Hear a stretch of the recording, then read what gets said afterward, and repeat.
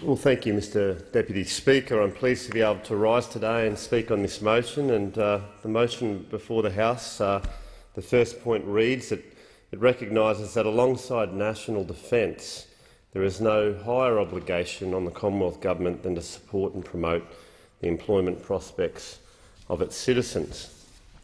And look, I agree with that, and I'm pleased to be able to speak on it and set the record straight for the member for Charlton and Scullin and others who seem to have forgotten that under the previous Labor government we saw $16 billion ripped out of the defence budget, including reducing defence spending as a percentage of GDP to the lowest since 1938. And I agree that national security and the Australian Defence Force are key elements, and it's a key responsibility of the Australian government to ensure that this is well funded and that the nation that we all love and the democracy that we enjoy continues to thrive. And just last week I had the opportunity to spend a little bit of time with the Navy over at HMAS Stirling and have a look at some of the superb work that the young men and women in the Australian Defence Force are doing. So their record there isn't great, and their employment record isn't much better as well. And I do agree with that first point in what they're saying, but of course the federal government has a major responsibility in making sure that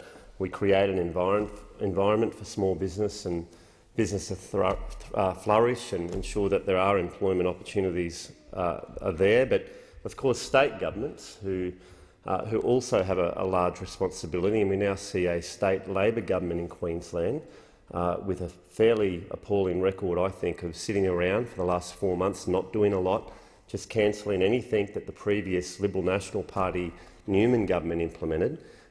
We obviously know that they came into power and were unexpected to do so, but they don't have a plan. They don't have a plan for jobs. They don't have a plan for the state. They only have a plan for more debt and deficit, just like all Labor governments do. We've already seen them in the state cancel projects like the port projects on the Gold Coast, and also in Cairns. And of course, this affects jobs. These cruise ship terminals would have made a big difference to Cairns and on the Gold Coast. And of course, we've also seen them cancel some of the Brisbane City Council housing development applications. Thousands of jobs just with those three there alone. And of course, this is what happens when you get a government that just is ideologically opposed to what the former government wanted to do. I mean, they've even cancelled things like the hospital guarantee waiting list. I mean, how appalling! How appalling!